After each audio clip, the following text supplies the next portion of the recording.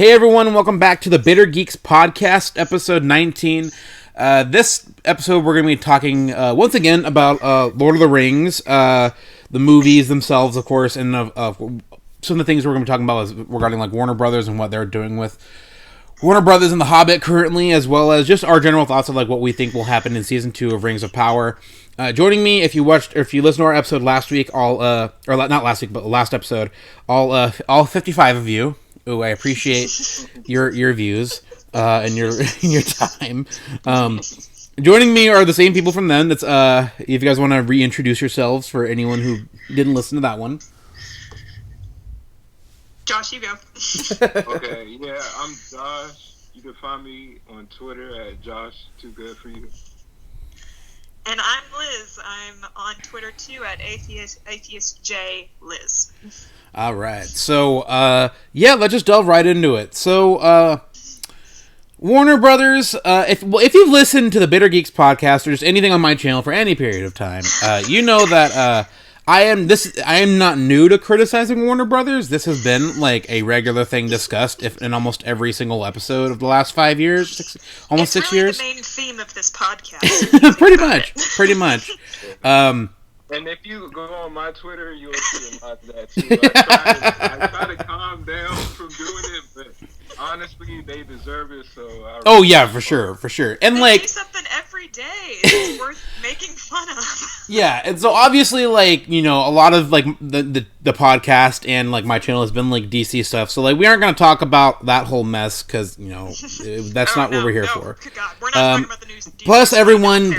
Plus, you know, James Gunn's a pedophile, so fuck him. Yes. That's all I have to say. Anyways, so the main thing we're talking about here regarding Warner Brothers and them just being stupid and broke and just idiots. So if I'm not as well versed on this particular subject, so like Liz and Josh might dominate the discussion here. I will just have them clear up any confusions I might have. But so apparently Warner Brothers is looking to sell the rights to The Lord of the Rings and The Hobbit. Because, once again, so it seems like they're broke. And, we're just going to be talking about, you know, obviously, like, the ramifications of that and just, you know, again, Warner Brothers just being dumb. But also just, like, what studio we think would be the best fit for The Lord of the Rings and The Hobbit. If you follow any of us on Twitter, we've already kind of briefly talked about this just in our individual posts and stuff. And Josh mentioned a studio yesterday that I actually really agree with, but we'll get into that. But so yeah, what are your guys' thoughts on this whole mess? Well, apparently, like Middle Earth Enterprises, like they asked Warner Brothers to sell it by the end of the year. Like I don't know, like what's that reason? Like what the reason is? Like I mean. Probably because they are broke and like they can't really do anything with it. But also, like we heard about that other like company, like I forgot what. I think the name is Embracer. They're like a video game company. They have like I don't understand the rights and all that is really confusing. But I guess like Middle Earth Enterprises is asking them. Warner Brothers to sell the rights to Embracer, but I thought that already happened. But I guess Embracer is going to sell the rights again to another studio, and then that's where Lord of the Rings and The Hobbit, all of that will be the home. Like that'll whoever the studio is will have that from that point on. So like, here's my quick question. So, like, does that just mean, as far as, like, just, like, making future content, or does that affect, like the movies that were previously made? Because that's where my biggest point of confusion is. I honestly, I don't even, it's hard to understand it. Yeah, I don't know. I don't know either. Yeah, sorry, that's above my pay grade. Well, because that's the thing, like, when this news broke, like, I was really confused, because the wording of it is confusing, too, just, like, how they're explaining the situation, because it's, like, again, like, obviously, we're all, like, just kind of in the dark of, like, what to expect and what this means. But, like, if we're just going off the assumption that, like, okay, well, they want... that the most likely are going to sell the rights to Lord of the Rings and The Hobbit. So let's just say, like, moving forward, that just means, like, another studio will have the rights to make Middle-earth content, whether it be film or TV, whatever. So, we obviously, you know, on our Twitters and stuff, we already kind of mentioned it, but, like, for anyone who obviously doesn't follow us and just listens to this, so what do you guys think would be the best course of action moving forward? If they do sell, and who would you like to see have the rights, and who do you think would be best fit? Well, I know Josh has an opinion about that already, so I'll let him go. Yeah, well, I feel like what most likely will happen, I feel like Amazon will probably purchase it. Mm-hmm. Since they already have a Lord of the Rings show going on. So, like, I feel like that's, like, I just feel like that makes the most sense.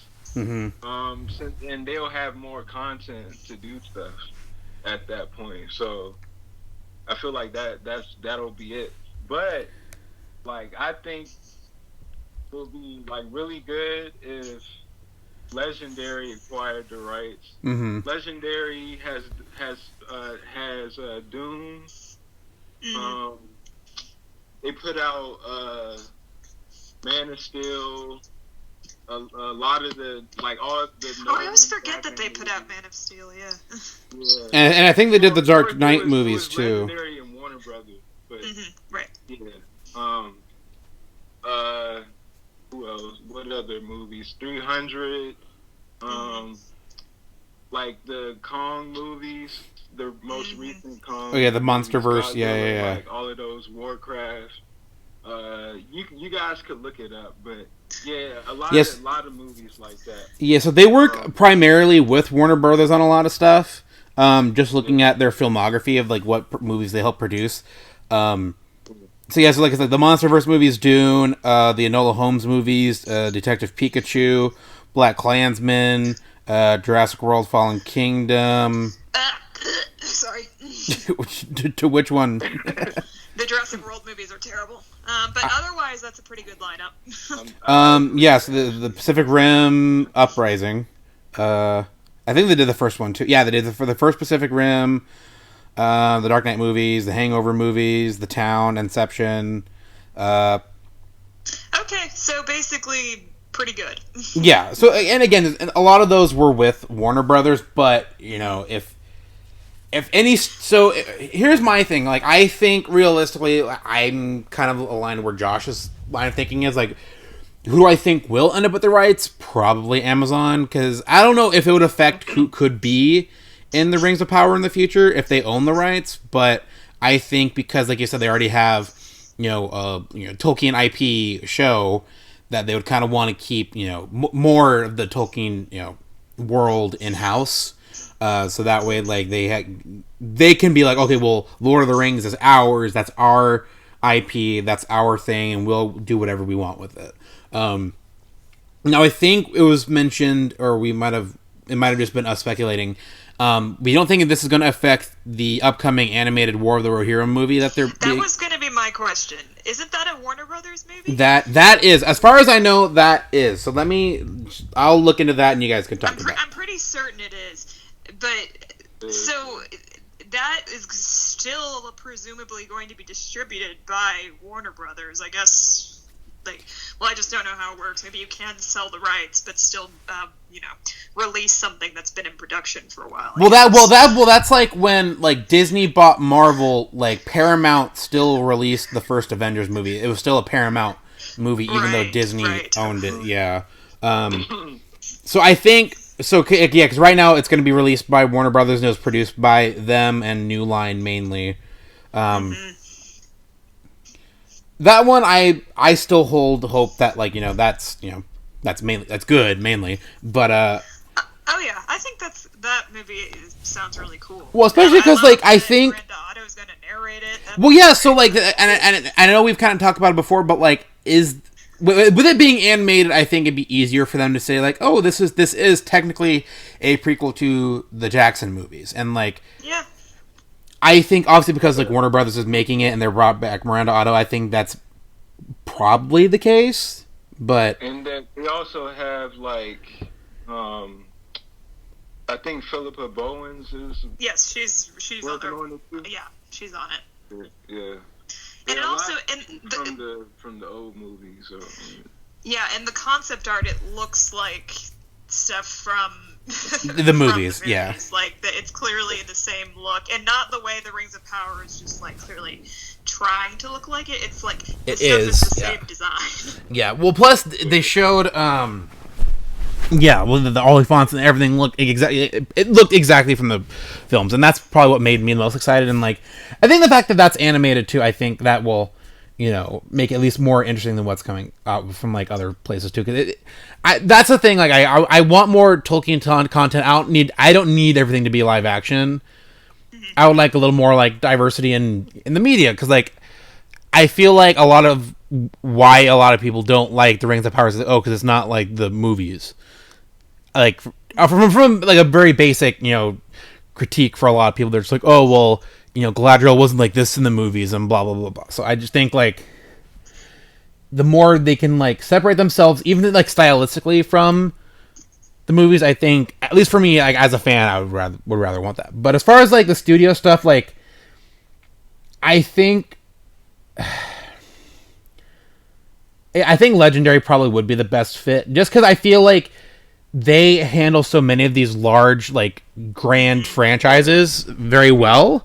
Like, obviously not all the MonsterVerse movies are great, but, like, the scale is definitely there. And, like, I feel like that's what I would want for Lord of the Rings. And, Rings of Power has that. But I just feel like, well, one, obviously I don't, as a company, fuck Amazon, fuck Jeff Bezos. But, like, I don't know, I just feel like just from what they've produced and what I like to see, I would rather have Legendary have it, but I think realistically Amazon probably, if this does end up happening, I think Amazon will be the ones to buy it. Yeah.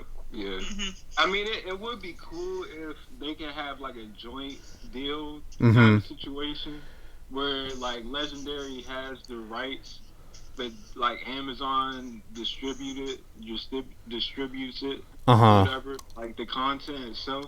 Yeah, like that'd be nice. And like, yeah, I totally agree. Like the MonsterVerse, like I prefer the Peter Jackson's King Kong movie to all these recent MonsterVerse movies. Like I think Kong Skull Island is decent. Godzilla King of the Monsters was pretty cool, but I've only watched it like one time, and I've been meaning to watch it again. But I don't know, like I'm never in a rush to watch it again. Yeah, I feel you. Versus Godzilla was just. Yeah, that wasn't very good. That one kind of sucked. Rough time for us Team Kong people. Well, yeah. Well, I feel like they nail the monster fights and stuff. It's just it's the stories. Like again, Kong Skull Island is a fun Kong Skull Island is like the type of movie to me where like if it's on TV I'll watch it, but I'm not gonna like go out of my way to watch it again. The first Godzilla is fine. Like, the monster fights are cool, but they're few and far between. I liked King of the Monsters because that one, I feel like they were like, okay, well, people wanted to see more Godzilla, so they gave us more Godzilla in the fights and stuff. So at the very least, I liked that. And Godzilla vs. Kong, I tried to like it, but, like, that story fucking sucked. Like, I really tried, and, like, I always, whenever I see, like, a movie getting critically bombed, I'm like, obviously, like, as DC fans, I'm like, that fan of me being like, all right, well, is this actually bad, or are people just, being stupid? But that was an instance where, like, okay, yeah, this movie's not very good. But again, that doesn't like, for me, like, every studio's gonna make some bad movies or like make not great movies. But I think as far as just like looking at the slate of movies that they've made in the past, I think for this type of IP, I think that is the best fit for, just because like. The main reason why a lot of people love the Lord of the Rings is the scale and, like, just, I know people aren't as big on the Hobbit movies, but, like, even just, like, Listen, that dragon was awesome. Yeah. But I just feel like for Middle Earth, I feel like I would want a studio that understands like how big this can be. Right. Yeah. Okay, I have a question for the class. Okay. Okay, so we've talked about someone else buying, some other studio buying the rights. Great. Mm-hmm. But they're gonna, whoever it's gonna be, it's the rights to Lord of the Rings and The Hobbit. Uh-huh. Presumably they will make some adaptation Uh-huh. from that, because it won't be, well, I don't know, like, if they have the rights to the notes in Lord of the Rings, to the appendices, I don't know. So my question being, what do we expect them, whoever it is, to make?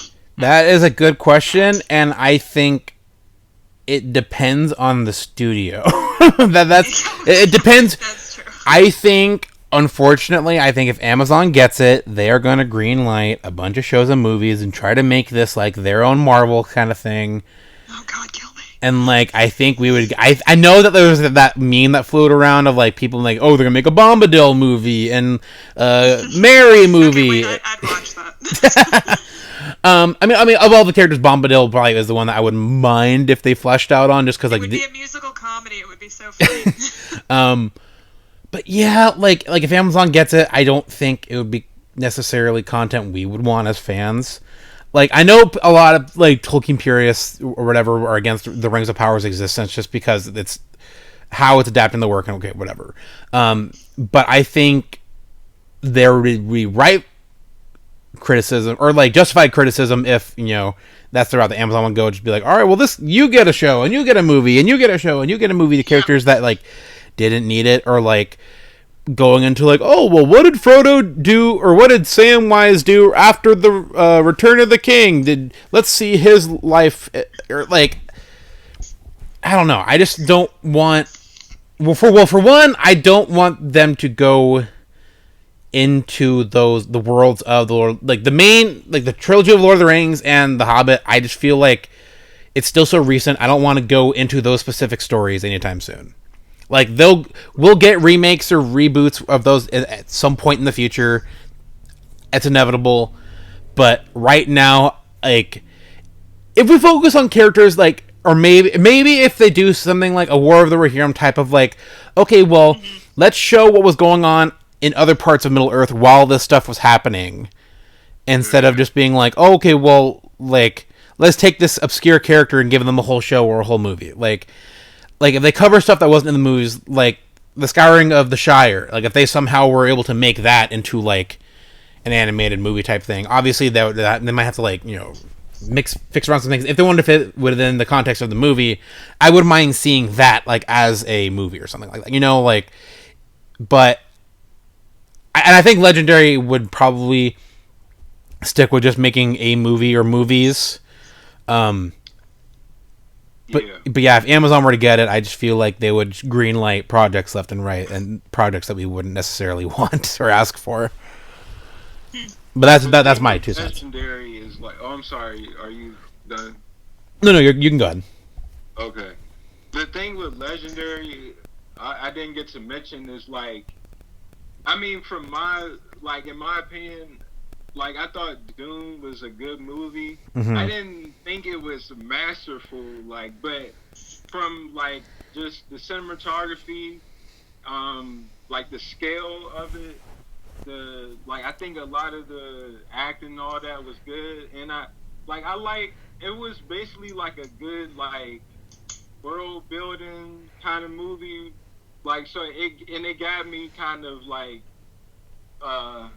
ready to see what they're going to do in the next part.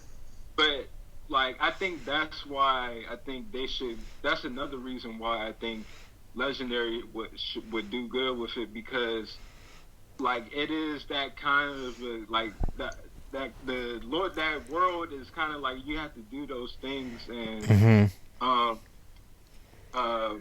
there was something else like, I feel like if they got it, Lord of the Rings, like, I feel like they would make sure that it's not going to turn out like Kong and all those movies, like, because I feel like it's easier for those movies to turn out the way they did, because they're just like monsters fighting each other. But with something like this, with Lord of the Rings, it's like so deep and everything. Like you can't fuck that up. Like you know what I mean? Like,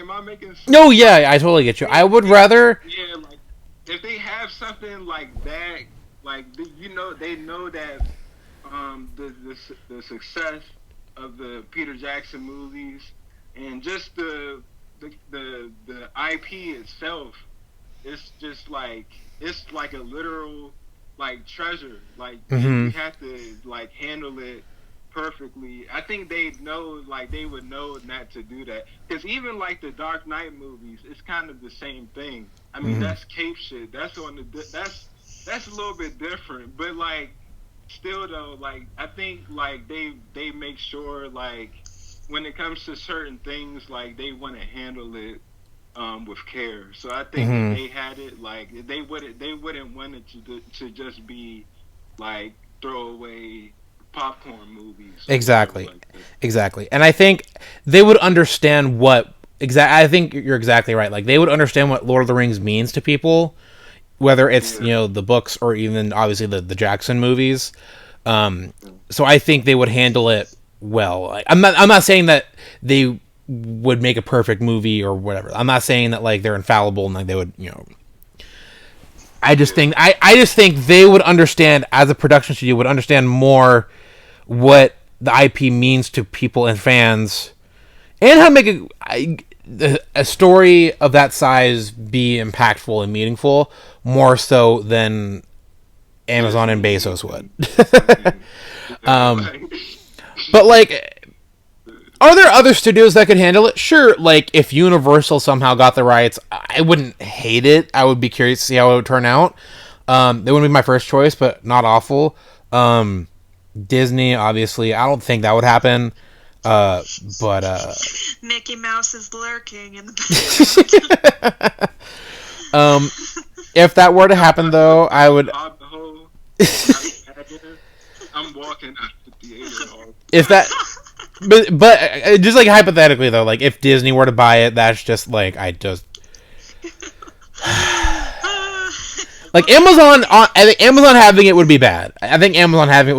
But like Disney owning it, I don't even want to think about what that would mean. Feige's Middle Earth. Or you know what? Since James Gunn is in charge of DC in charge of DC now, they would give it to fucking Joss Whedon's fucking Lord of the Rings. Just destroy it. Or even worse, potentially, is Taika Waititi's Lord of the Rings. Oh no, God! Don't say that. I remember there was a viral tweet about that recently. There's actual people that want that. Oh, yes, because he did a video about Sam and Frodo while he was on a plane, and I was like, "You just keep your mouth closed. Like I don't want to hear from you." I know, and I hate it. I hate him so fucking much. Okay. But realistically, I think it was I think Amazon is the most likely to purchase the rights. I think, again, Lionsgate should. If it's not Lionsgate or Amazon, I wouldn't hate if Universal had it. But I don't know. It's hard to tell. It's like, I feel like we'll obviously, once it gets closer to that time, we'll have a better idea because more information will come out, and then like more studios will probably make their bid for for the rights, and get more of an idea from there. But just for now, just based. So much of this is just speculation for right now anyway, but just going off of that, it's just... I think Amazon's going to get it. We'll see. Yeah, we'll see. Well, speaking of Amazon and their Lord of the Rings... Your tone. This is going to be a positive thing, I promise, or at least we're going to try to be positive, because this is about like what we would like to see in the future with Rings of Power Season 2. And obviously, we've spent, Liz and I have spent a lot of time talking about this on this podcast, and Josh was here last time, and we spent a lot of time talking about it. And I mentioned to them before we started recording, I did have to pull up the Rings of Power Wikipedia page, just because I did already forget the names of a lot of the characters. And please forgive me if that bothers you, but I haven't rewatched the show. I saw the show the one time, and I like the show. Don't get me wrong, I enjoy the show.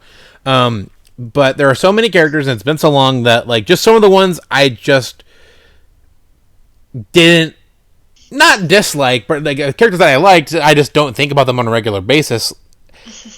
I just forgot their names. But yeah, so let's talk about that. Because obviously, we're ending season 1. We have the 3 elven rings, all right? As you can see in the thumbnail of this video. And so we have the 3 elven rings and Haladron, whatever the fuck you want to call him, I don't know, is going to Mordor. I thought you were going to say Haladriel. No. And I was like, well, I'll be honest, like, that ship name is constantly in my head, and I hate it, because I hate that fucking ship so much. Yeah, so Halbrand, Sauron, again, whatever the fuck he wants to go by these days. So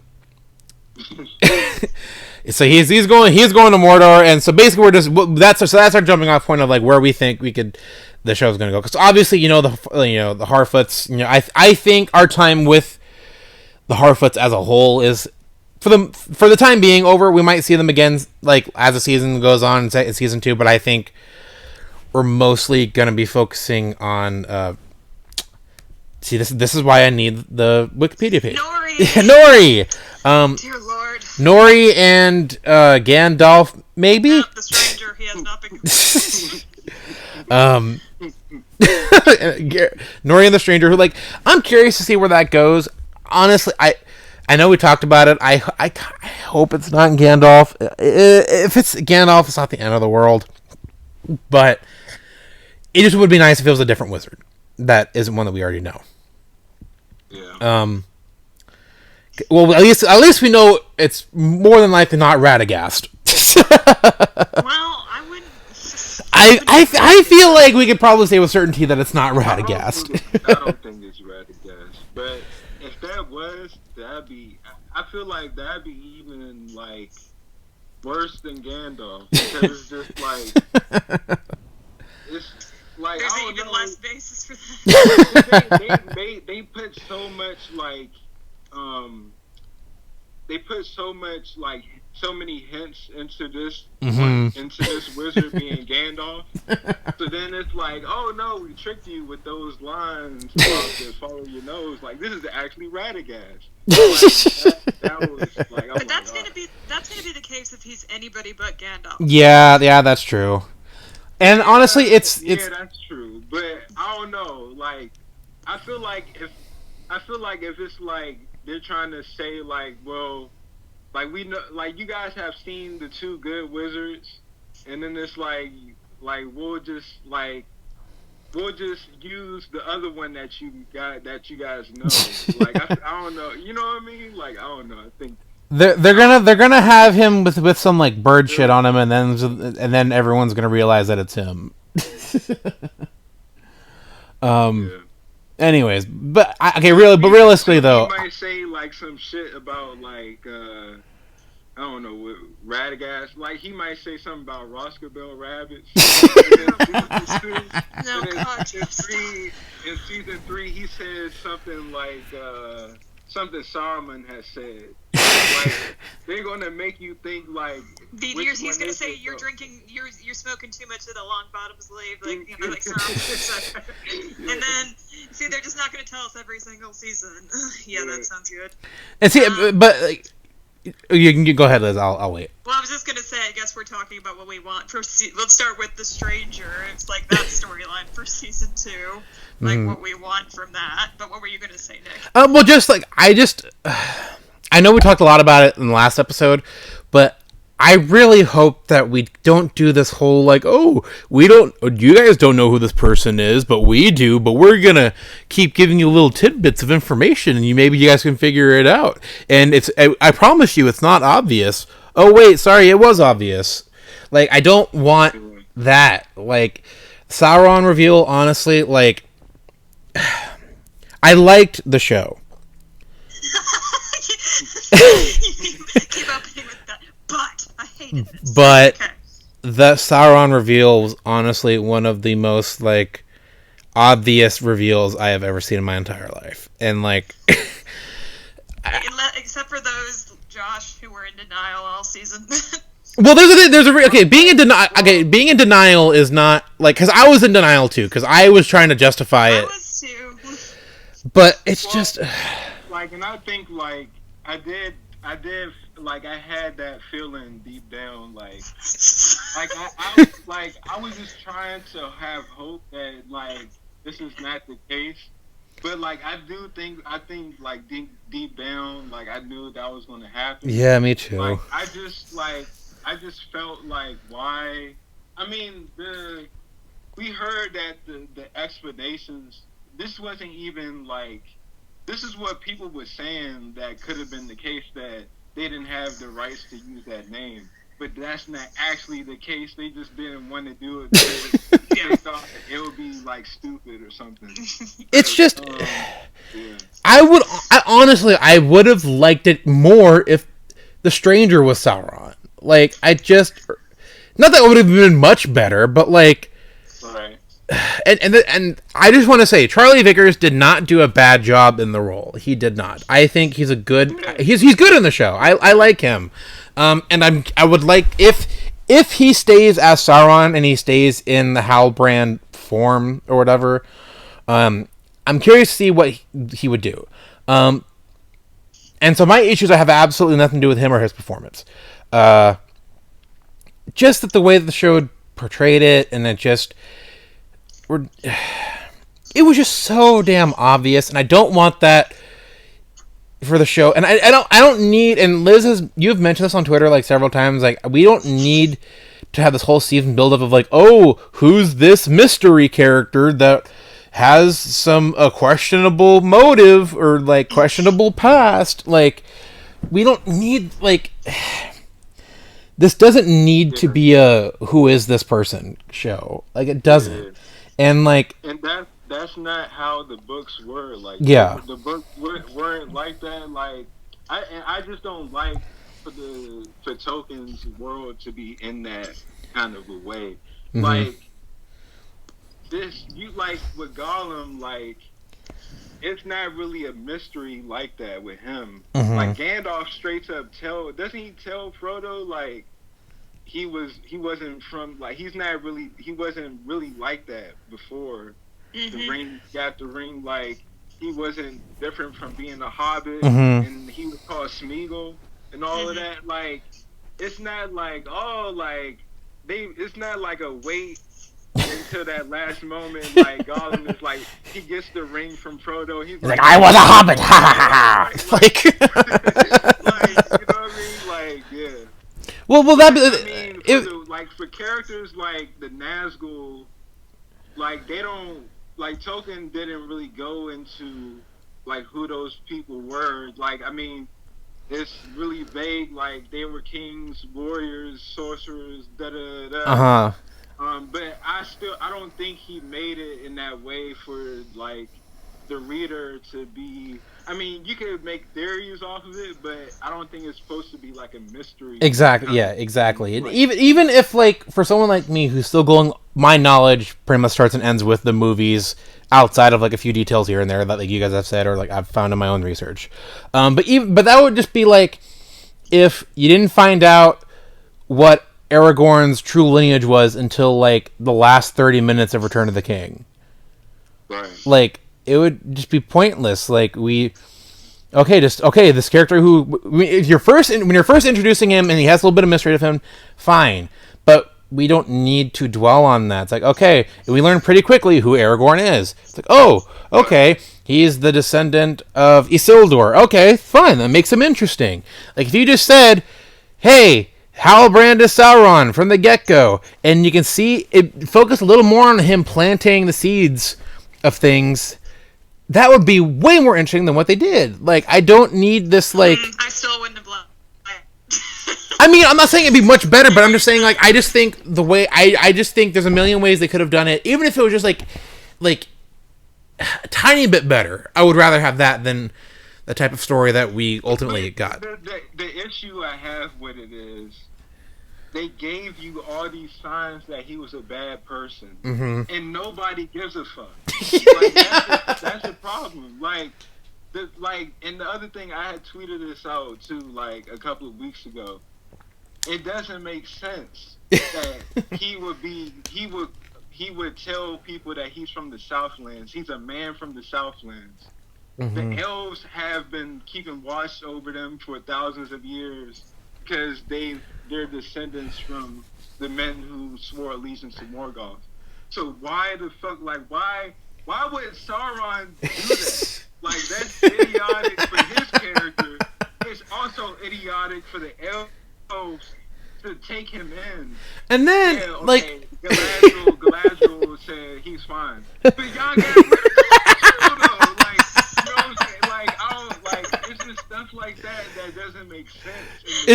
And then when he just shows up at the end of what was it, episode 5 after the big battle and stuff, and Galadriel's like, yeah, he's the true king of the Southlands, and everyone just okay. That part was so funny. I'm sorry, I really liked that episode, but me too. That was just that was the worst part of it. Silly, it just felt like, oh, you're the true king? Yeah. Oh hell. Well, no, it's like he pauses forever and looks at Galadriel like, should I don't know. Yeah. Well, it's just it would be like if you're doing a group project and you're all spending weeks doing this group project, and then this fucking random new student shows up and is thrown into your group, and then he presents it, and then he gets a good grade, and then no one else does. It's just fucking. It was so everyone just blindly accepted him as all right, we don't need to see any proof of who you are. This is what always bothers me, because people always say, oh, well, Galadriel's so arrogant, she's tunnel vision, she can only see what's right, and her main task, and I'm just like, okay, is everyone else stupid, too? Is that everybody? Because it's not just her, it's Muriel, who also was the one who's like, you think he's a king because of the thing he's wearing? That's stupid. Muriel literally said that. She's like, oh, and Elendil's a runic emperor. She thought that sounded dumb as hell. But then the next episode, she's just not questioning it, and in fact, she's basing her entire mission to Middle-earth on whether he's going to come too. Okay, sure. Muriel just, her brain went missing in between episodes. And then, I can understand, I can kind of understand Bronwyn, after, going through this battle and almost dying, almost losing her son and all this stuff, I can understand her just kind of being okay, someone can kind of take the weight off of my shoulders. I understand that to a degree. I think that makes the most sense for the Southlanders to buy into it, because they probably have been hoping for this for so long, to have their king return or whatever like that. So yeah, but it's just and he gave Galadriel so many red flags. And it's I like the idea of Galadriel kind of putting her own goals. She has her own mission. I don't think she really cared if he was the king or not. She was just trying to do her own thing, because they wasn't Numenor, wasn't trying to, it took them for a minute to be we're gonna go over there. So it's just to an extent, it was just I like the idea of Galadriel doing that, but it was just too much though. He gave her way too many red flags for her to not just to not question it more. Yeah, and I get and exactly what Liz said. Okay, if Galadriel's so focused on her mission and all the stuff that she's just blinded by what's around her, okay, fine, whatever. You can write that in a good way and it not look dumb when you're watching it. They didn't, but okay. No, I'm saying they didn't. I'm just saying there is a world where that could have been feasible if written well. But again, so every other character who comes into contact with Halbrand, who also sees these red flags and not doing a single thing about it, everyone else is that blind to it? I'm jumping in, because this was another one of the 50 problems with the season. Sorry, no, I'm getting negative. I liked the show, okay? It was a B show. Okay, this was one of the other problems. Halbrand never interacted with anybody for more than 2 lines than Galadriel. she was the only person he ever had a scene with that was like substantial. He would have very brief interactions with like Muriel. He'll like exchange 2 lines with her, or Pharazôn, or Bronwyn, like for 2 seconds. But he would only ever have like a conversation with Galadriel. And it became very clear that they were keeping him away from other characters for this reason. For this exact reason, because they knew it was going to start looking very silly for him to just be saying these vague things to like that imply that he's Sauron to everybody, and nobody notices. So they decided, well, he can only ever have scenes with Galadriel because only Galadriel can look stupid. Everyone else can't look stupid. It's just, yeah. So basically, the whole point of this conversation is that we don't want this for season 2. Yes, we're not. See, we can't, I feel like we can't talk about the show without it going on at least a 10-minute rant about the Halbrand twist. Like, yeah. We should talk about what do we want for season 2. I'll just say this to end it here, then we'll go on to something else. But like, I just like from this point, from season 2 and on. Like, I just, like we talked about, like, I don't want any more of the guessing games shit. Yes. All of that has to be gone. That has to be done with. But Halbrand, like, I mean, my hope is that, like, if they want to keep using Charlie Vickers, that's fine. They can have him, like my thing is, what would be good is they can have him be, like, we see him in Mordor.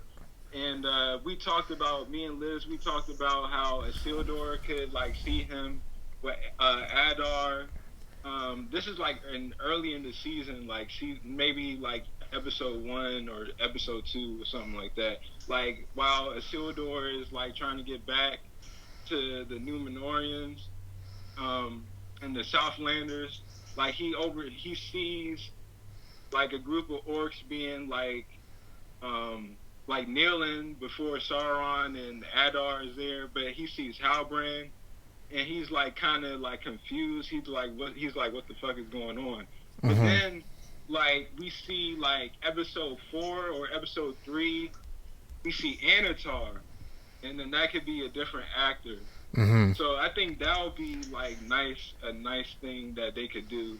They could have like 2 different actors. Where, like, and the other thing, this is going back to rant mode a little bit. It's like the showrunners, they said that they wanted people to be, like, surprised with the whole reveal thing, and the whole thing with like, they didn't want to do Anatar because they knew that, like, the book readers knew who that was, and they wanted to surprise people. But it's like, dog, like, like, people who read the books for Game of Thrones, like, they still was, like, rewarded by, like, the Red Wedding and stuff like that. Like, even though they knew that, it was still such a great scene that it was horrible. But, like, you know what I mean? Mm-hmm. Like, it doesn't, like, diminish, like, anything. So exactly, like, and that's why, like, I think that's why I'm glad that they revealed, like, what was going to happen to Númenor with the waves and all. Like, they came out the gate and they showed you. We know that's not supposed to happen until, I don't know, like, they have 5 seasons. Probably season 4. Yeah, so yeah, like season 4. So that's why I was glad with that. I mean, and they didn't even really say straight up that, like, for the audience, like, they're probably wondering, like, will that still really happen or not? Like, like, people might be thinking there's a chance that might happen, that might not happen, but we know that that's not going to happen. But, like, you know, like, when we see that happen, even with knowing how that's going to go down visually, like, that's going to look insane. Mm-hmm. And then if we see Aru's face, however they do it, like, in the clouds or something like that, like, that's going to look crazy. Like, and just, like, it's going to be real sad because we know Elendil and Muriel. Like, I hope, like, it's going to be a whole full-fledged thing by that point. Like, it's going to be crazy. So, like, that's why, like, I feel like a lot of the stuff, Númenor stuff, they did incredibly well. Mm-hmm. Yeah. I agree. Oh yeah, I agree with that too. And like I'm curious to see like what happens with like Bronwyn and Arondir. Like those are two characters who I feel like I was probably like the most invested in out of pretty much the whole cast. And that's not to say like I wasn't interested in anyone else, but I just think like that storyline to me was the most interesting, which is why I think probably like episode 5 was probably I think the best of the season. Just because episode 6, okay, I'm sorry. Close enough. But like I just feel like I think the show, and I know like it's like this in the movies and stuff too, where like all the characters are kind of like everywhere and displaced from one another, and that's fine. I just kind of hope that the show gets like a little more streamlined, because there were times where I felt like the characters, I feel like we were kind of going too much, like showing like where all these characters were, to the point where like I just didn't feel like as invested. Like by the time we finally got to see like the Harfoots, because we didn't see them for like an episode or two, I'm like, oh yeah, they're still here. Like I just hope that they do a better job of like balancing like this, the different stories, because I think like having the obviously like even like with Game of Thrones or any show like this where it's a big ensemble cast and it's everyone on different parts of the world, like that's not like bad to me. It's just how it's handled, and I think there were definitely times where I feel like the show had it was juggling too much as far as the characters went. So I was hoping for like a little bit more of a streamlined story as far as like where the characters are concerned. But as far as like individual characters or arcs I want to see, I am sad that Joseph Mall is no longer going to be part of the show as Adar. That is such a loss. That's really hard. I'm still grieving. Because I think he was an absolute, honestly, one of the best Middle-earth characters I've seen in any, whether it's Lord of the Rings, The Hobbit, or any of this. I think he did such an amazing job with Adar, and like, I don't even want to say humanize him, but like making him feel like a real character, like you like understood where he was coming from, and like the way he portrayed it, like it was like this like sad kind of character, you know what I mean? Like he portrayed it in a way where like, I know if they still kind of played with the whole identity thing with him, like, oh, maybe he's Sauron, but like I feel like they kind of squashed that a little quicker than they squashed from the other ones. But he was just really interesting, so I'm sad to see that he's not coming back. And I'll be honest, I don't even know who the new actor is. I hope he does fine. I haven't seen him in anything, or at least I don't. I feel like I might, because I watch a lot of like English like shows, like Last Kingdom, and I don't think he's been in that. But I've probably seen him in something. I just can't. I don't remember his name. He's probably was like a side character. He was in. I'm looking at him right now. He was in an episode of The Witcher. He was in a couple episodes of The Sandman. Peaky Blinders, a few episodes. Okay. Yeah, I've seen all of those. But yeah, because he's not like, I wouldn't call him a well-known actor. Like he's done a lot of like he works a lot, but just not. I don't think the average person would know who this guy is. I mean, he has a decent resume here, but like I don't know. I mean, I didn't really know who Joseph Mall was before this, and he, it was one of my favorite parts of the show. So for me, he has big shoes to fill, because at our storyline, I'm really curious to see where that goes, because we didn't get a real, like, granted, like episode 6 kind of, I guess, was like the, he was defeated, but like I want to see what happens him after that. Like, how does he interact with Sauron? Actually, like, do we see, if he still stays in the Halbrand form, like how those interactions will go moving forward? Like, I'm curious to see what they do with that. Obviously, since they recast, we know that Adar's going to have some, role in the show moving forward. But yeah, it'll be interesting to see what they do there, because I think he was really good. Also, again, like you mentioned earlier with Isildur, he's still in what is now going to be Mordor. How he's going to get out of there. I think, oddly enough, the characters I'm more interested in are the couples. So Muriel and Elendil, I want to see what they're doing. We're acknowledging them as a couple. Yes. Yes. They're already together. They snuggled in the last episode. They're involved. Yes. Yeah. Very much so. If they didn't want us to think they were a couple, they wouldn't have given us that. So they're a couple. And then of course in Tolkien, if you snuggle, you're basically married already. So yeah.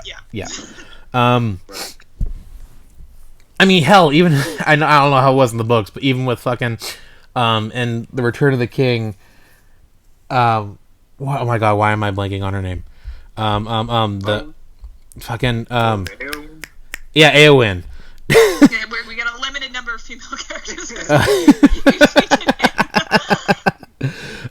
It's been a while since I've watched the trilogy, and I used to watch it like every week, and then we moved and I stopped watching it, and also think my wife is tired of me watching The Lord of the Rings all the time. So forgive me for forgetting. But yeah, her and like Faramir, all they did was like look at each other like longingly, and then they're basically yeah. We're married now.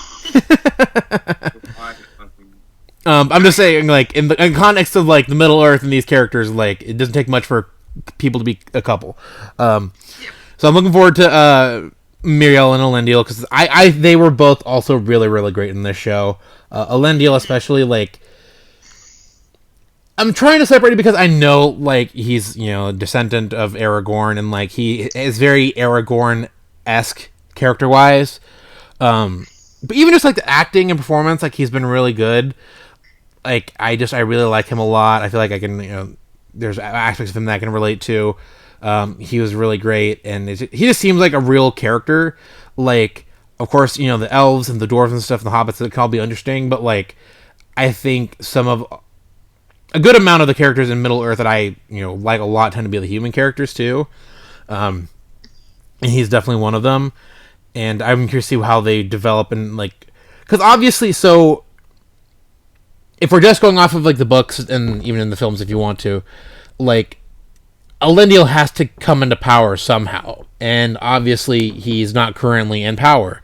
So I'm just curious, do we see how can he become king if he well, because I know he has to be, because what's your question?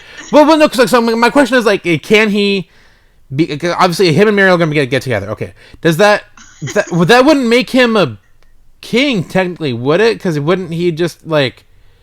I think that he would just be like the queen's, like, she just fucks him, and like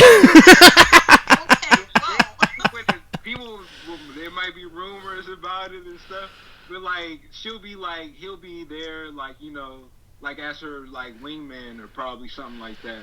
So at some point, Farazan is gonna be like, this has to end, because, like, I gotta I have my own plans, and like at some point, Farazan, like, I think at some point there's gonna be a big, like, conflict between him and Muriel, Farazan and Muriel. Oh, for sure, yeah, there's gonna be a power struggle, yeah, because he's like really anti-elf and like anti-Valar, all of that, and she's all for that. So at some point, like, he's gonna like shut all that down, or he's gonna she's just gonna be like, nah, like, that's not what we're gonna do, and like he's gonna, like, I don't know exactly how it's gonna happen like that, but it's I don't know how, but something like that will occur, and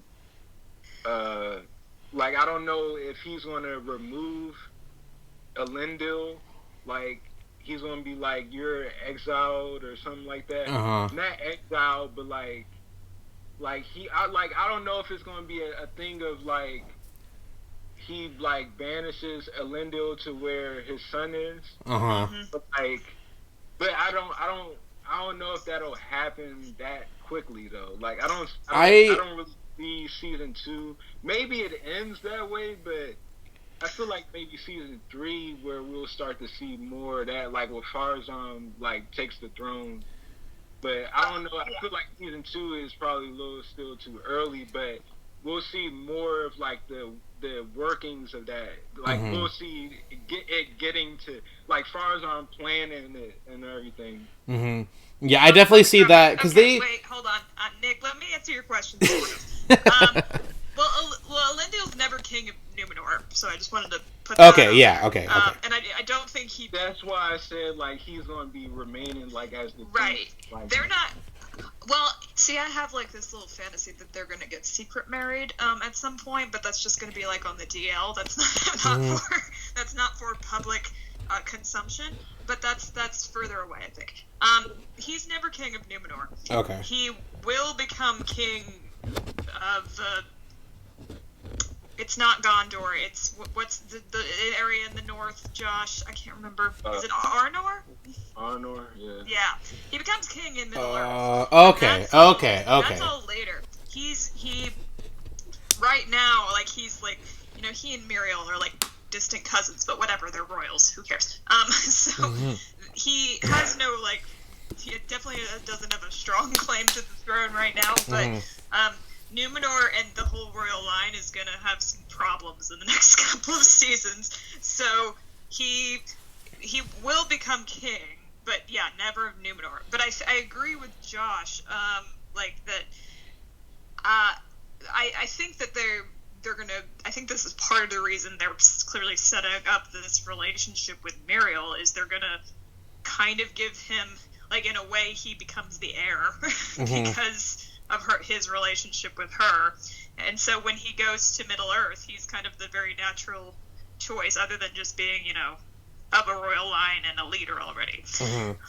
But yeah, in season 2, yeah, I really do, like, I don't think we're crazy. I think they were setting up something of a relationship between them.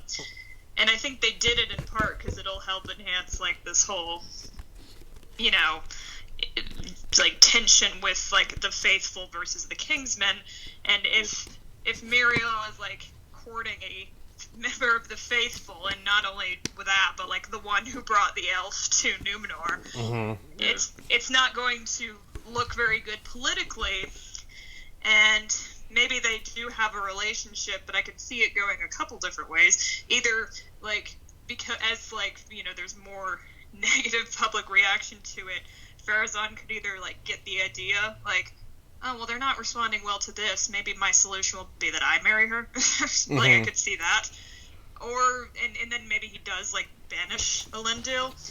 Or he might, like, I could see something angstier happening, and Farazan, like, goes to him and says, like, you're really fucking things up for the queen. Do you see that? Like, that everybody hates this relationship? And, you know, makes him all sad. And then he's like, if you love her, let her go. One of those things. I could definitely see that. And then he, like, breaks her heart, which sounds terribly sad, and just leaves her.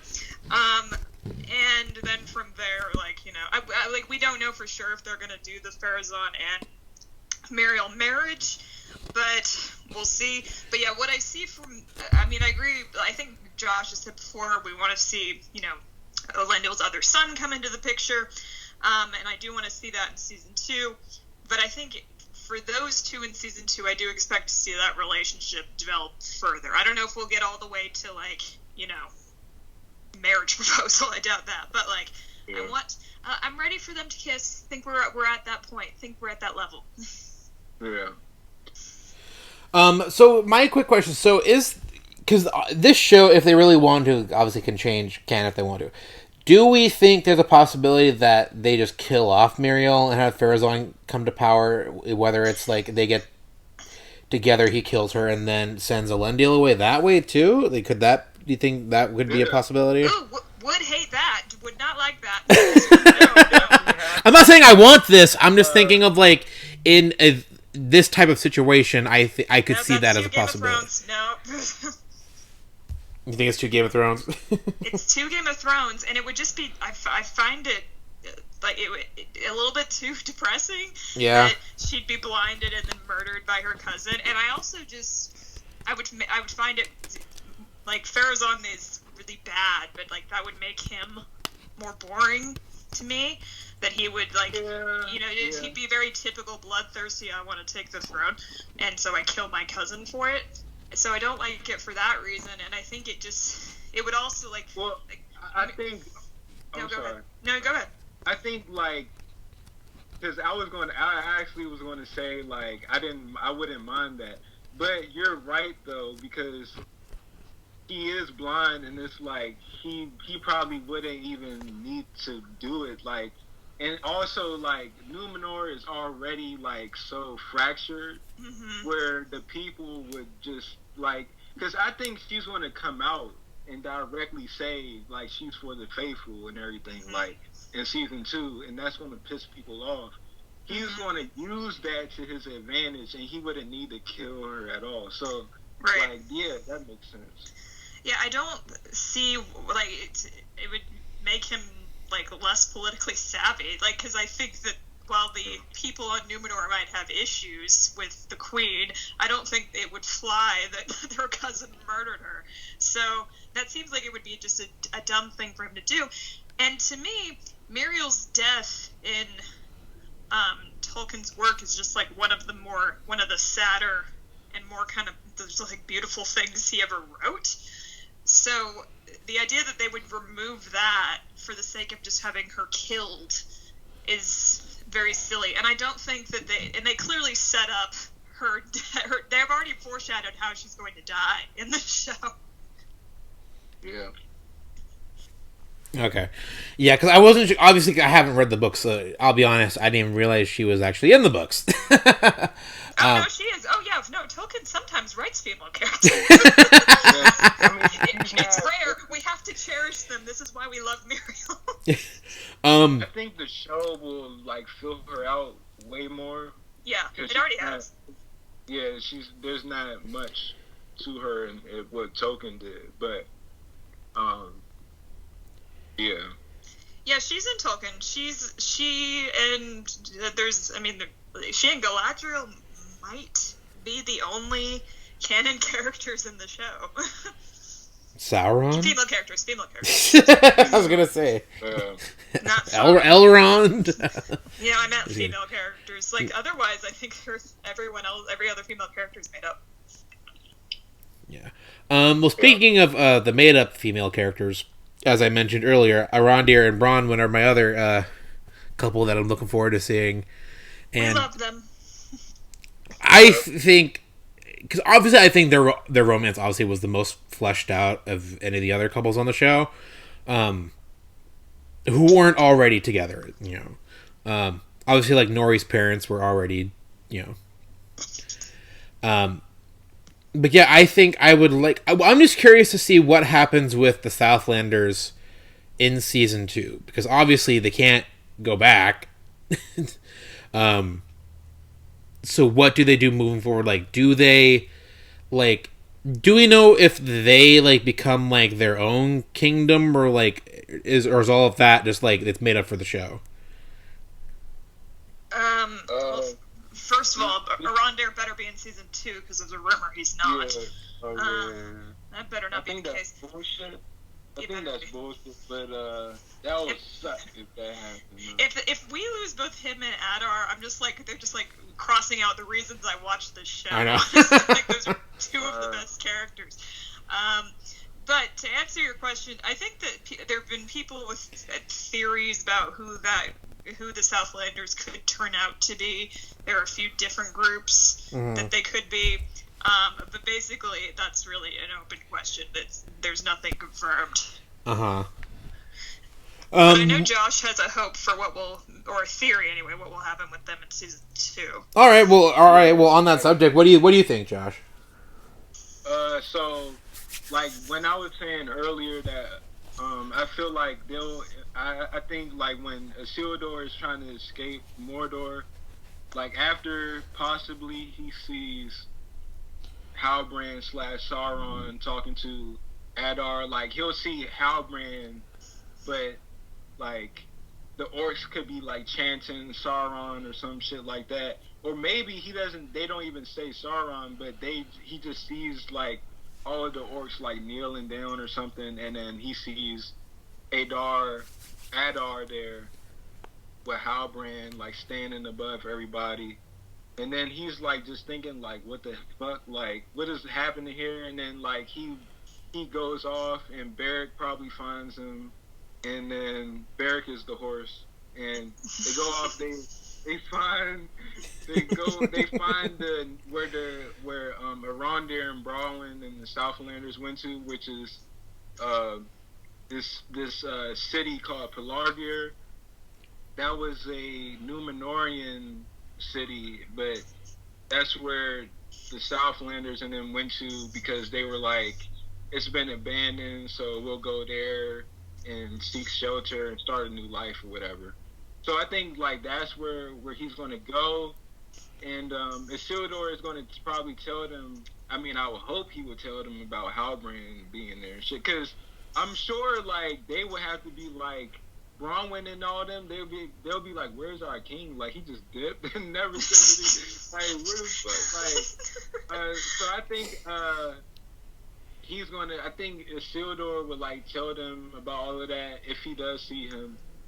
And there's rumors about a whole battle being there, so that'll be interesting. Like I hopefully Arondir or Bronwyn don't die, and Theo, he could die. I mean, I like Theo. I like Theo, but like I like Bronwyn and Arondir more. But I mean, maybe, same here. I'll just say hopefully he doesn't die because it'll probably destroy Bronwyn. Yeah. So I'm gonna say no. But me personally, like if that does happen, like I wouldn't be like destroyed. Yeah. Not shed a tear. Yeah, I honestly feel the same way. Theo was, Honestly, I'm kind of chuckling at just the thought of like the orcs following the Southlanders and sieging whatever place they're at again. And like, can they just not catch a break? Like we just left Mordor and they followed. It's like that's pretty harsh. I think actually, I think the Southlanders. Because Nick, your question was, what group will they become?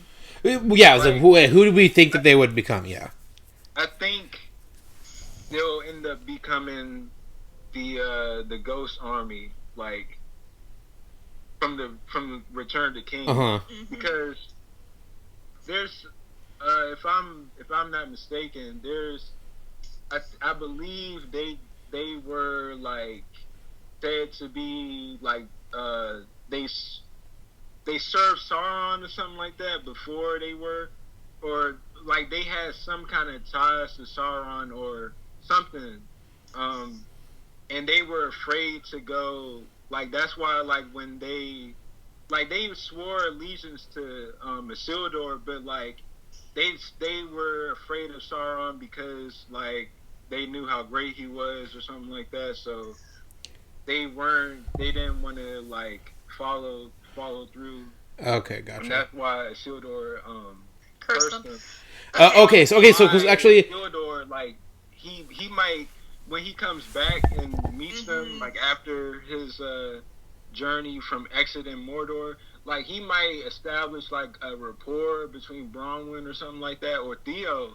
He might like he might become like real tight with Theo, and he might be like someone Theo like looks up to or something like that. But then like when they get sieged from the orcs, like that might really be like, that might be something like that might play into Liz's joke about like them getting attacked so many times. So, like they might be like, man, like we don't like we know how, like we've already been like dominated too many times, like we don't want to have to do this shit again. Like, so that's probably why like they don't, if they are the Ghost Army, like they don't follow through or something. Gotcha. All right. Okay. So we'll real quick. All right, I have a theory.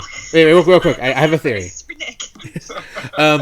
Okay, so with you saying that, okay, so like if they become the Ghost Army, here's my theory. Theo is the Ghost King. All right. We all thought that was Halbrand last season. Now he's gonna be the Witch King. Yes, and that's why we don't like him, is because we know that deep down he's going to turn out to be this horrible person who betrays Isildur or betrays the people. We love Isildur. I'm just kidding. Just getting that out there. I'm just kidding. But yeah, you were gonna say, Liz. Okay, yeah, I mean, I hadn't really thought of the Southlanders that way, but when Josh says it like that, it makes some sense that, like, they could do it this way, where Isildur is the one that goes back and warns them, and maybe before Numenor shows up and bails them. The problem with this is it might feel a little bit redundant to last season. Like, is Numenor gonna have to go back and save them again? I don't know. But anyway, so Southlander's getting attacked again. That's just what happens every season, like, until the final season where they're just like, no, not us anymore. I mean, but it makes some sense that he goes there and that he maybe is the one to warn them, and maybe it really for a while is the reason that they survive being, attacked by orcs again. And so they feel this loyalty to him, and they, make some kind of promise, or this oath. The problem is the king situation. The Southlanders don't have a king, and there needs to be a ghost king. And I don't feel like Theo's old enough yet to be a king. I mean, it's possible we are leading towards Theo becoming, like, the people's king. Maybe they elect him at some point because everybody likes him. Mm-hmm. And then maybe Theo is the Ghost King later down the line. It's just it still seems a little bit early, because how is Theo, like, would Isildur really curse a child? The Ghost King for an oath that he made when he was 13? Yeah.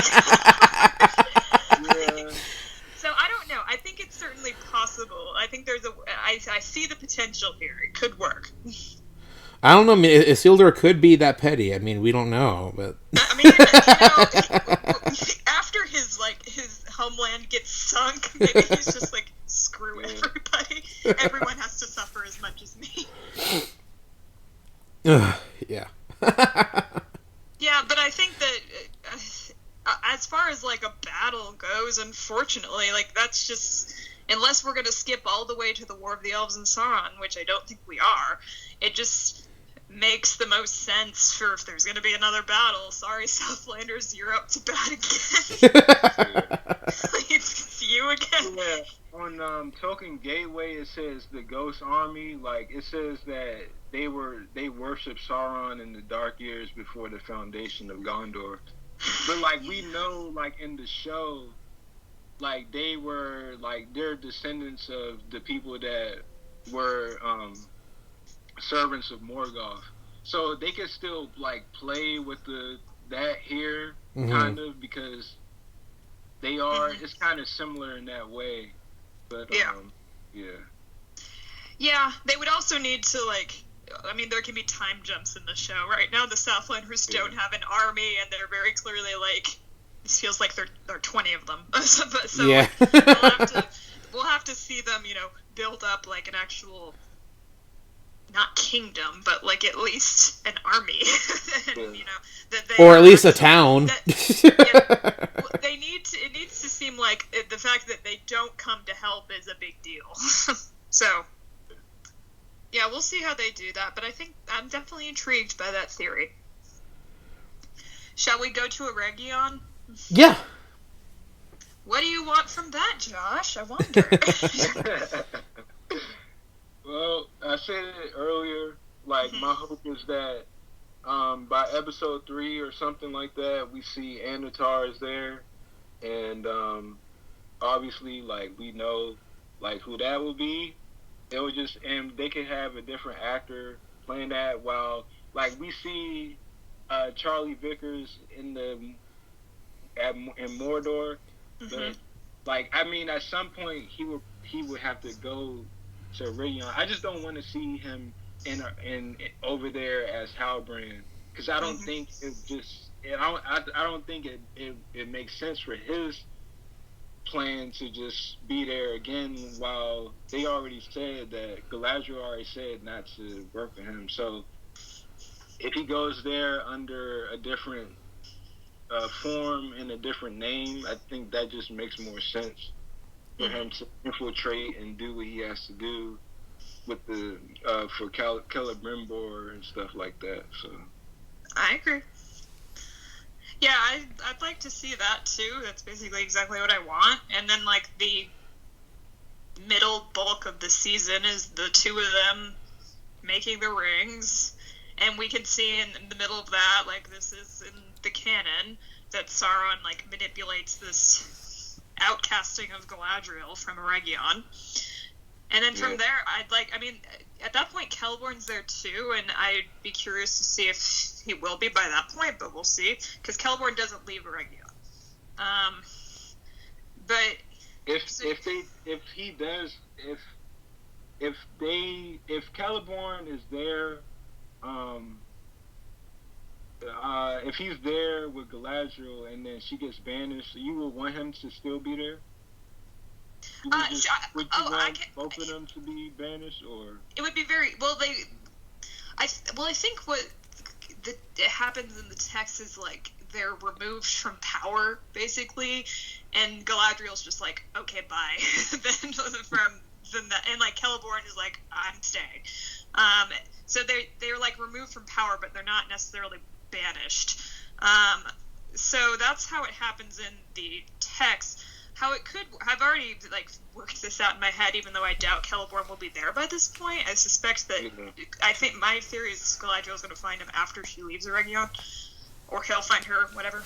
But if he is there, I think it'd be pretty simple. Like, she just tells him, you need to stay here because someone needs to, like, his Sauron's right there and no one believes me except you.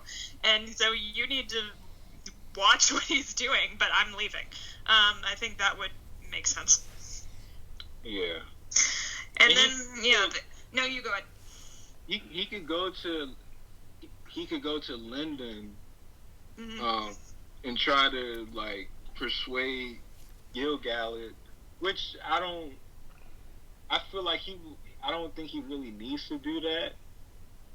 Like, because he already has Celebrimbor. He's already kind of worked with Celebrimbor in his other form, and Celebrimbor was very, like, willing to just do shit with him, even though everything was fucking obvious. But I don't know, like, maybe he could just do that to just be a little bit different, like, to go to Gil-galad. But I don't know, maybe. I mean, we know Gil-galad turns him down, and then he just goes back to Celebrimbor. So.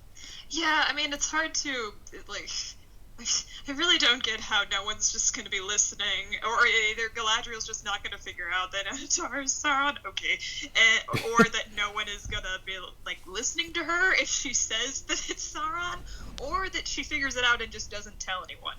Those are kind of three. That's the other situation, too. Like, does she tell people about it? That if Anatar comes, or that Halbrand is Sauron? About Halbrand being Sauron, and, like, we can't trust anybody that's trying to come here because, like, outsider, because, like, I've already, like, you know, basically, like, brought him back or whatever, so, but, like, would she do that? Well, Elrond knows, so... Yeah. That makes it more complicated. I don't know. I really don't know how they're going to handle this, and they made it more complicated than it needs to be with the way they wrote Halbrand, so that's their fault. Yeah, they really wrote themselves in the corner with that one. Yeah, because it's just like, so some guy who wants to make rings of Celebrimbor is going to come back, and either A, Galadriel's going to know it's Sauron and not tell anyone for some reason. B, she knows it's Sauron and she tells everyone and no one believes her for some reason. So everyone's really stupid. Or C, she just doesn't figure it out this time and she's tricked again. Like, that's pretty... Those are three kind of silly options. Or it's she's not there, which makes even less sense because we know that she's supposed to be there. So, I don't know. Right. Because it's like, if she tells Gil-galad, then he's gonna be like, okay, like, let's go and handle it. Like, you know what I mean? Like, he wouldn't be waiting there until, like, the last minute or whatever. I would hope that, like, that wouldn't make sense. Yeah, and just this idea, well, they won't believe Galadriel because she's been kind of obsessed with Sauron this whole time, and I'm just like, but are we really pretending that, like... It's again, like... Yeah, like, we're doing this again, and also Elrond would 100% have figured out that it's Sauron, so they're not going to believe him either. Like, they're just going to think Galadriel and Elrond are just on crazy pills. Like, we can't listen to them. Yeah. So, I don't know. We'll see how they handle it, but I like my hope is that season 2, like we see over the course of the season, them making all the rings, yay, and I hope season 2 ends with Sauron going back to Mordor and making the One Ring, and when he makes it at the end of the last scene of the season is all of them realizing that, oh, that was Sauron and he's just made it. They have the rings on, right? When he puts his on? Yeah, I think that it's not specified, like, what rings are being worn by who. I don't think we know who's wearing the rings at all. It's just, we know that some of the, like, elves who are wearing rings, I don't know which ones, like, they know when Sauron puts on the One Ring, they know about it. It'd just be real funny, like, if Galadriel, Círdan, and Gil-galad, they were wearing it, and they're just chilling, and then Sauron visits, like Galadriel hanging out in Lothlorien, and Círdan in the Grey Havens, and Gil-galad and Lindon, they're all drinking wine, and then suddenly, oh, fuck. Like, that's just the end of the season. Like, it's the three of them simultaneously saying, oh, fuck. Let them say fuck. Exactly. That would, but, I mean, I'm kind of joking, but not really. That would be it'd be a cool ending to the season, maybe not that comedic, but I think that would be, like, a pretty perfect ending to the season. Yeah. And then season 3 is War of the Elves and Sauron. Woohoo. Yep. What do you think, Nick? I think you guys are way more well versed in that stuff than me. So I just hear your guys' thoughts, and I'm like, all right, that sounds plausible. That sounds plausible. All right, sounds good. Yeah. But in all seriousness, just based off, again, my limited knowledge, I think what you suggested, Liz, is I think that's probably what's going to happen. I was kind of hoping that the show, before the show's first season ended, I was kind of hoping that the rings of power being made, would be spread out through the seasons. I mean, I guess they kind of are technically, but, like, I don't know. Like, just based on the pace, I know they're probably going to end up going. It's going to be, they're going to get the things pretty quickly, which, it's all right, fine. Well, I mean, the rings are made, like, over a long period of time in the source material, but, like, a lot of, like, major things happen afterwards, after they're made. So, yeah, they kind of have to squish that into, well, I mean, I guess they've done that in 2 seasons. I mean, because I think they'll be done with the ring making at the end of season 2. And so, like, we would have to start seeing, like, the 9 and stuff, right? Like, yeah, I think we'll see that in season 2. Yeah. I mean, I'll be curious to see if, like, I guess... just wonder how they're going to do that, because... Yeah. Like, I mean, we talked about a while ago that a lot of them will be, like, Númenóreans, and then some of them will be, like, from Rune, probably, and whatever. So, like, we said that, like, they will, like, Afarazan will start, like, having these, like, Númenórean colonies, like, built in Middle Earth, and then a lot of them will be, like, lords from those areas. But it's like, when that happens, like, is Sauron just going to, like, travel everywhere and just, like, hand those? I mean, that's what will have to happen, right? Like, he just goes around handing all that shit. Like, I just wondering if is that going to be a montage? Like, or is that, like, yeah. That's going to be hard. that's always going to be, like, that was always going to be very difficult, especially with only 5 seasons, because we can't. I mean, like, after I guess after the War of the Elves and Sauron, which will be in season 3, we could see him going around and doing that. But, like, we got to get to him on Numenor pretty quick too. So I don't know. Like, we're gonna have to see him handing them out, or they're just gonna leave that a mystery. I really don't know. That's gonna be hard. But the dwarf rings too, like. Yeah. Yeah. Yeah, I don't know. Like, I have no idea how they're gonna do that. We had to see Narvi and Celebrimbor meet. And didn't you say that could be like episode 1 or episode 2 or something? Well, like we were saying, like Anatar's not going to show up in Region, like in episode 1, probably. I think we'll see him in Mordor for at least the first episode. So we got to see them doing something in a Region. So to me, it just would make sense if like Celebrimbor goes and knocks on the door of Khazad-dûm and it's like, hey, can we improve this relationship? We left it on a bad note. And they're like, okay, do something for us. And he makes them the door, and that's where Narvi comes in. And that's like the first 2 episodes or 3 episodes. We see that. And then at the end of episode 3 is when Anatar's like, oh, hi, I'm here for ring making. Right. I think that would make sense. I want to see Narvi. I'd be very annoyed if he's not in the show. Yeah. And then we also had to figure out, like, how they're going to handle Celeborn and Celebrian. Yep. Let's talk about that for a second. Like, Celebrian, like, she wasn't born in the First Age, right? She was born at the beginning of the Second Age, I think.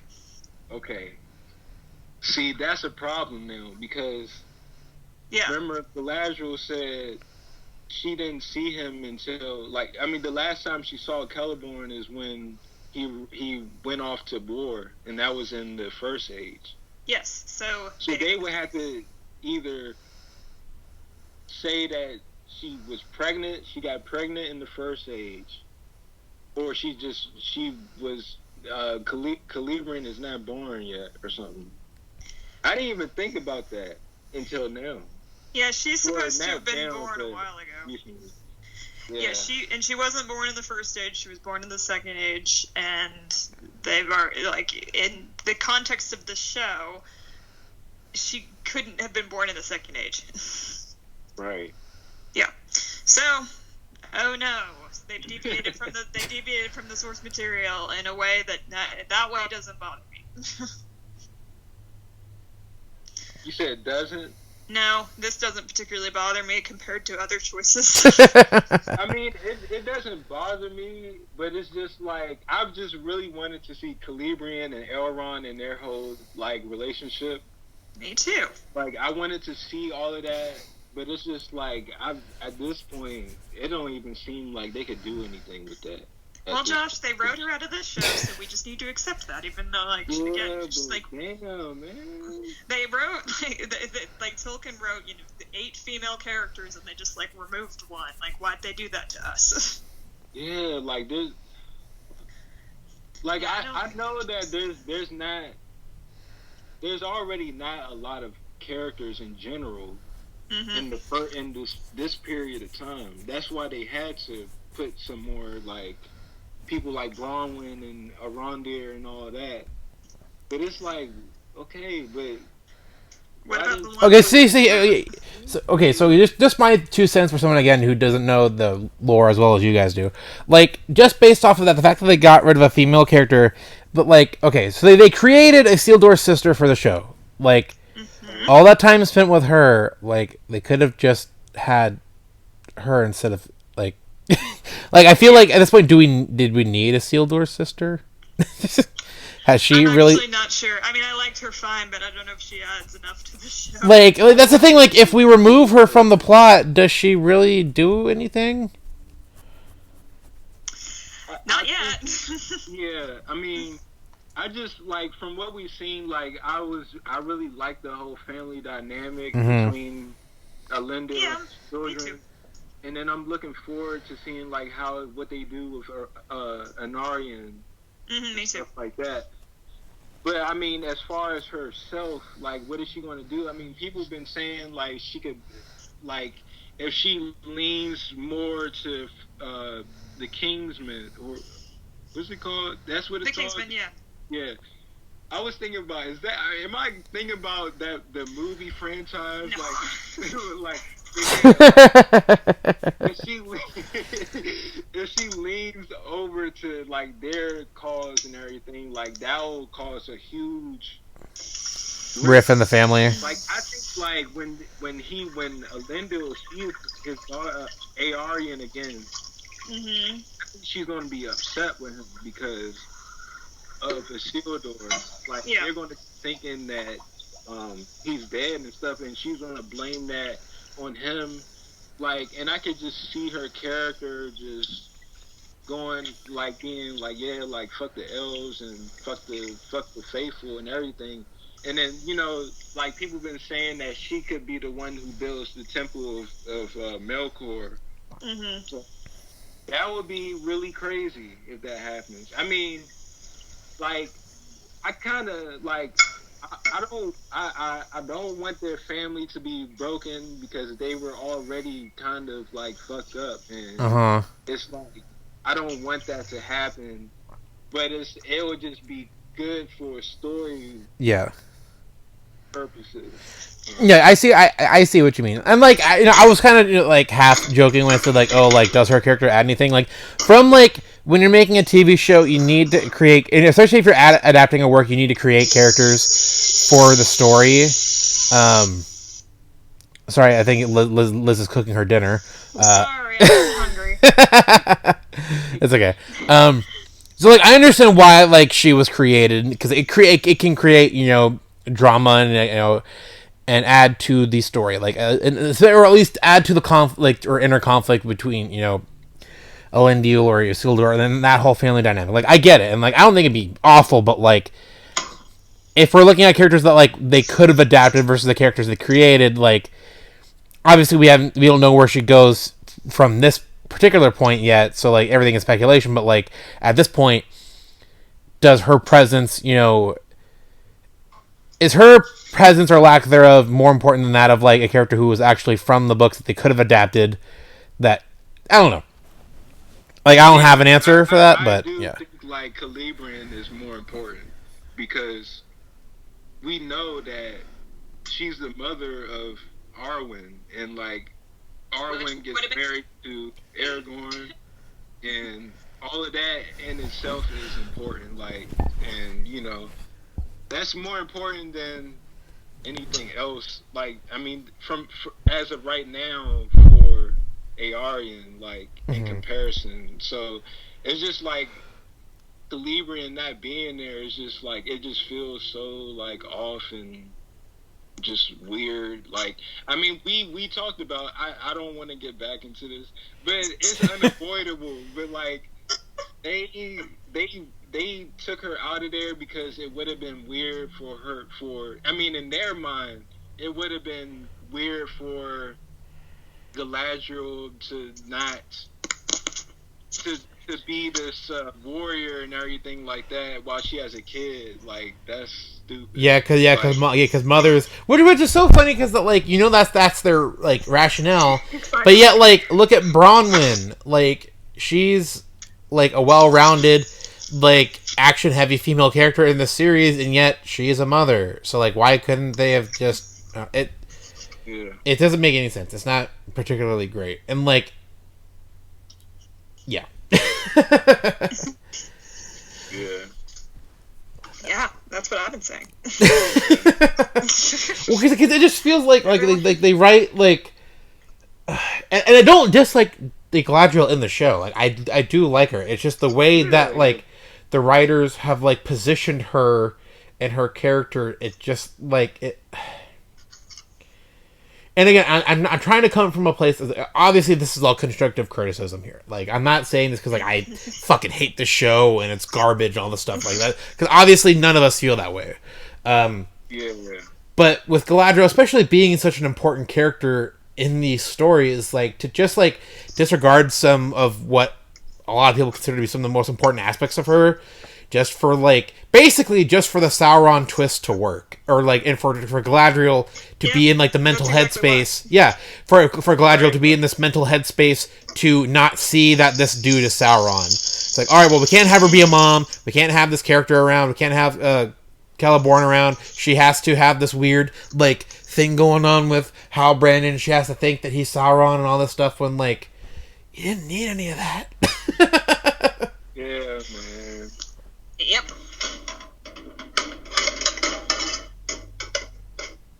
And so yeah, it's just and I hate to go back, keep going back to that, you know, that criticism, but it sucks because especially with Galadriel, every problem that I feel like every problem we have pretty much all stems from the fact that everything is built around the Sauron twist, and that's why Galadriel is the way she is in the show, and that's why we're, you know, pretty much all of Galadriel's like supporting cast is nowhere to be seen yet.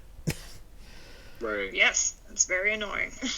So I hope that I just hope that it's just, I know I'm saying something like I'm beating the dead horse here, but just like, again, just moving forward, I don't want the show to keep doing that. I want, and I said this before too, like, I want the showrunners to like give us like a little bit of credit. Like, we don't, as an audience, like, I know you want to keep people like watching week to week, especially if like they haven't read the books or seen the other movies. Like, I understand that they're trying to get new people in and be like, oh, like, who is Sauron? Like, who is this guy? Like, or who is Halbrand? Like, this guy. Like, I understand that from like a TV writing perspective. I get it, but one, it's not very. I just feel like in 2022, 2023, like, we don't need that you don't need that to make good TV. You just don't. Like, we don't need who is this person? Like, it's ridiculous, and like, and not every show does it. Like, it's basically like shows that are based off of books with established lore. Like, people know what they're expecting, and like, even like you can make good like adaptation choices. Like, look, for example, like, I know like Liz, like, you aren't necessarily big on it right now, which is totally fine, totally understandable. But like, look at The Last of Us right now on TV. Like, they just had episode 3, which, in my opinion, was one of the most emotional and beautiful episodes of TV I've seen in a long time.